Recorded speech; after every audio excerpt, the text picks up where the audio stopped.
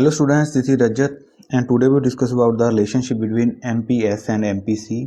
तो आज हम बात करते हैं margin versus save plus margin versus consume, इन दोनों में क्या रिलेशन है, क्या यहाँ पे डिफरेंस है। ठीक है, तो इससे पहले हमने क्या किया, aggregate demand, aggregate supply, components वगैरह कर चुके हैं, सेविंग फंक्शन, कंजम्पशन फंक्शन। ठीक है, सारा हमने चैप्टर कंप्लीट कर दिया।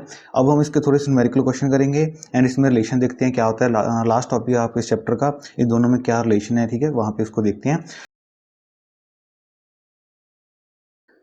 तो सबसे पहले क्या है आपका margin purchase consume. Margin purchase consume क्या होता है, change in consumption over change in income.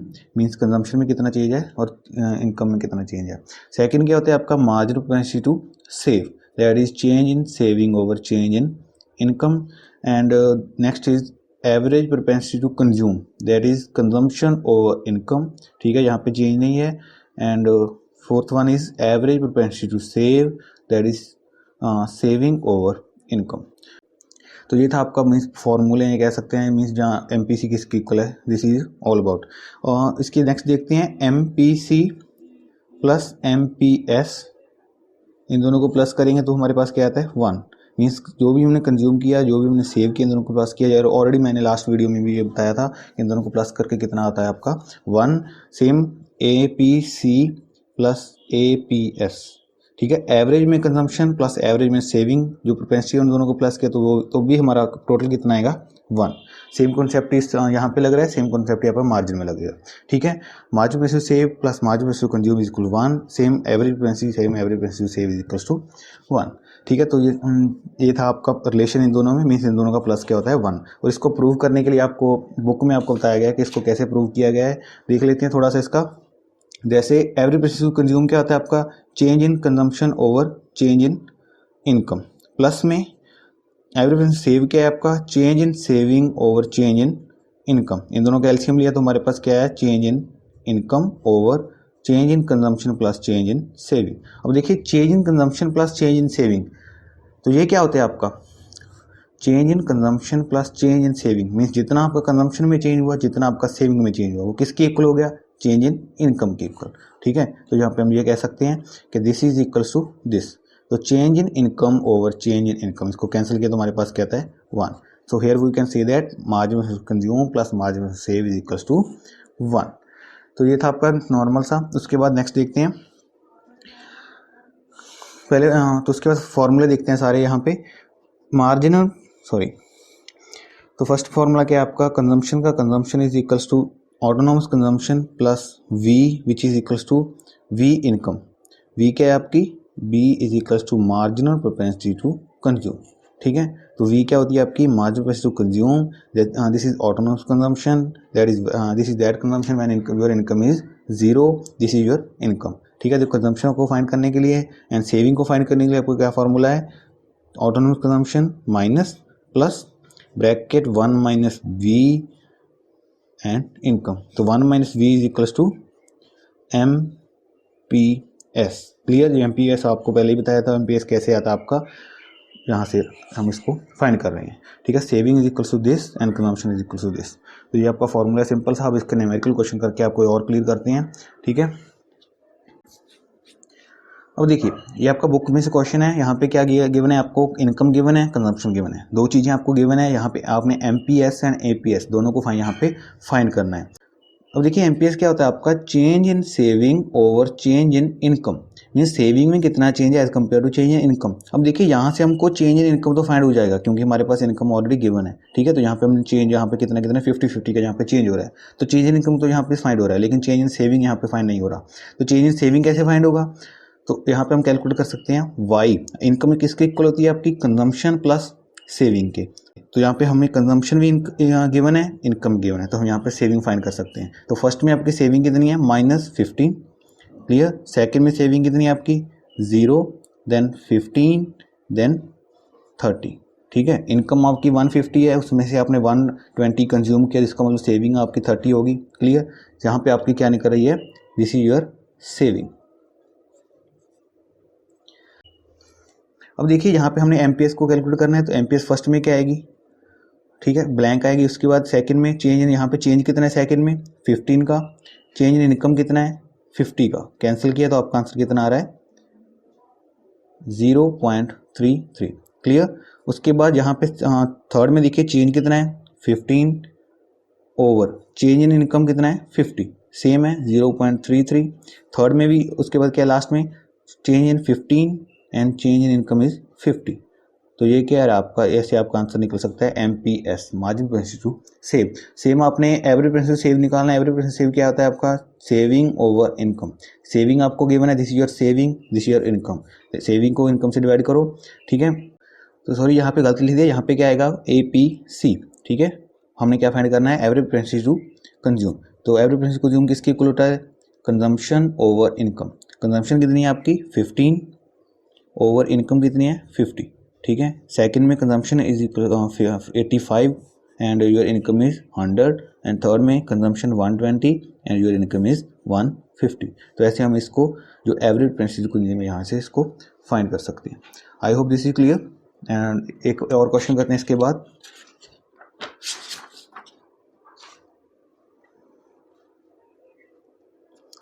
देखिए यहाँ पे क्या गिवन है आपको, इनकम गिवन है 0, जो भी है आपकी margin propensity consume. Margin propensity consume क्या होती है आपकी, change in consumption over change in income, ठीक है। सेविंग आपको गिवन है तो -30, एवरेज प्रोपेंसिटी जो कंज्यूम है, ठीक है, वो क्या होती है आपकी कंजम्पशन ओवर इनकम। इसको हमने यहाँ पे फाइंड करना है। सेविंग को भी जो हमारी फर्स्ट वाली सेविंग है वो तो गिवन है, उसके बाद हमारी सेविंग यहाँ पे मिसिंग है, उसको भी हमने यहाँ पे फाइंड करना है। अब देखिए सबसे पहले देखते हैं हम क्या निकालेंगे। यहाँ पे हमें इनकम गिवन है, सेविंग गिवन है, तो हम यहाँ पे कंजम्पशन फाइंड कर सकते हैं ना। कंजम्पशन कैसे फाइंड करेंगे, income is equal to saving plus consumption, ठीक है। इनकम किसकी इक्वल होती है, सेविंग प्लस कंजम्पशन की। इनकम हमें गिवन है, सेविंग गिवन है, तो इसका मतलब कंजम्पशन कितनी होगी यहाँ पे नहीं दे। तो यहाँ पे हमने कंजम्पशन यहाँ फर्स्ट पॉइंट में कितनी होगी, देखिए या वो हमारी इनकम 0 थी, तो हमारी सेविंग कितनी है -30। इसका मतलब जो -30 सेविंग हमारी माइनस में जा रही है, तो वो सेविंग कहाँ पे गई, कंजम्पशन में। इसका मतलब जो ऑटोनॉमस कंजम्पशन इज 30। यहाँ पे ऑटोनॉमस सेविंग आपके माइनस में, तो दैट सेविंग कहाँ पे यूज हो रही है आपकी कंजम्पशन पे, तो फर्स्ट आपकी कंजम्पशन यहाँ से फाइंड हो रही है, ठीक है। उसके बाद देखिए मार्जिन प्रोपेंसिटी कंज्यूम आपका किसके इक्वल होता है, change in consumption over change in income. Change in consumption कितना है, that is not given here.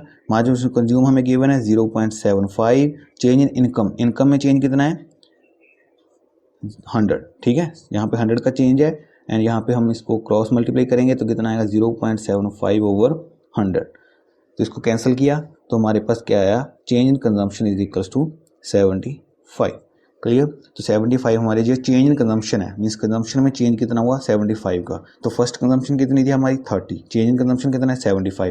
तो इन दोनों को प्लस किया तो हमारे पास क्या आएगा सेकंड कंजम्पशन, दैट इज 105। इसको और इसको प्लस करने के बाद क्या है हमारी सेकंड कंजम्पशन, यहाँ पे चेंज कितना हो रहा है 75 का।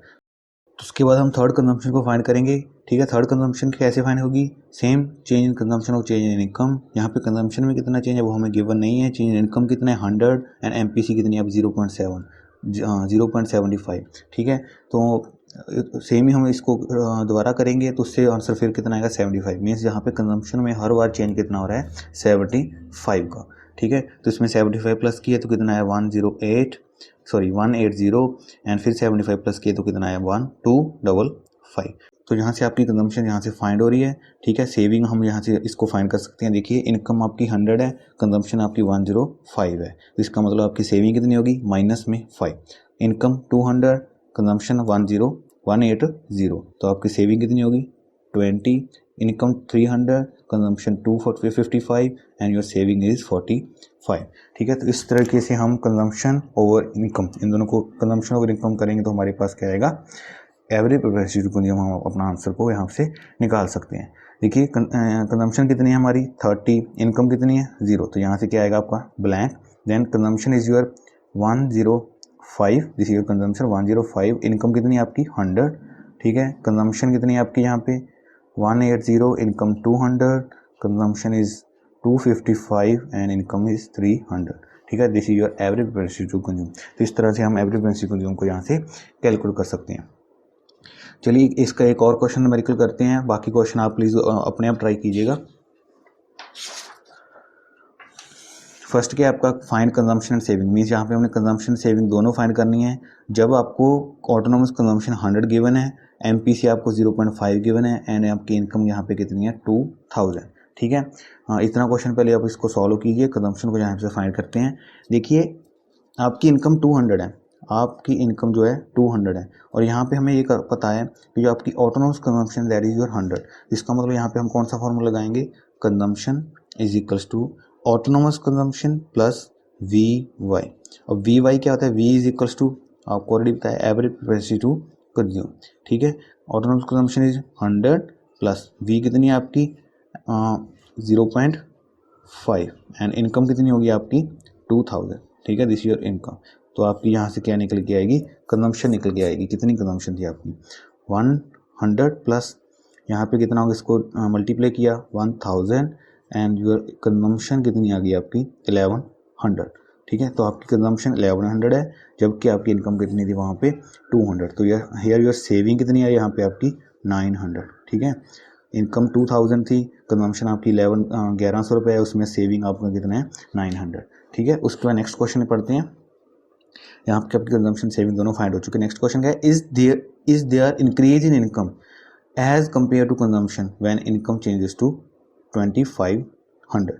क्या वो यहाँ पे क्या पूछ रहे हैं, क्या वो बोल रहे हैं कि इंक्रीज इन इनकम, इनकम के बढ़ने से, मीन्स जहाँ पे इनकम आपकी इतनी सी अब कितनी होगी इतनी, इनकम के बढ़ने से कंजम्पशन में कितना चेंज आ रहा है वो हमें यहाँ पे बताना है। क्या आपकी कंजम्पशन में जो चेंज आएगा वो भी बढ़ रहा है या नहीं, ठीक है, उसके बारे में देखते हैं।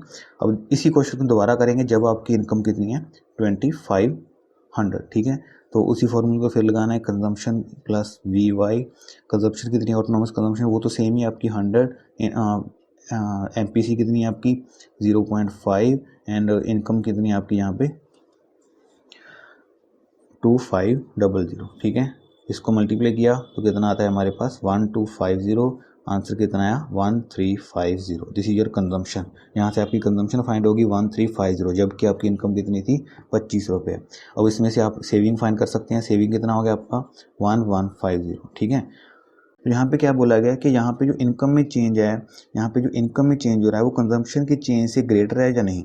मीन्स यहाँ पे जो कंजम्पशन में चेंज है, देखिए इनकम में चेंज कितना है इतना, कंजम्पशन में चेंज कितना है इतना, लेकिन यहाँ पे जो इनकम से चेंज हो रहा है वो कंजम्पशन के चेंज से क्या है ग्रेटर है। तो इनकम कितनी है आपकी 2000 से लेके 2500 होगी, लेकिन यहाँ पे जो कंजम्पशन है वो सिर्फ 1100 से लेके 1350 रुपीज़ हुई। तो यहाँ पे हम कहेंगे कि income is change in income is greater than the change in consumption. तो this is all about this question. ये न्यूमेरिकल क्वेश्चन है, इंपॉर्टेंट क्वेश्चन है। आपके और भी क्वेश्चन है बुक में, प्लीज़ उसको यहाँ पे ट्राई कीजिए। If any problem then tell me. Thanks and have a nice day.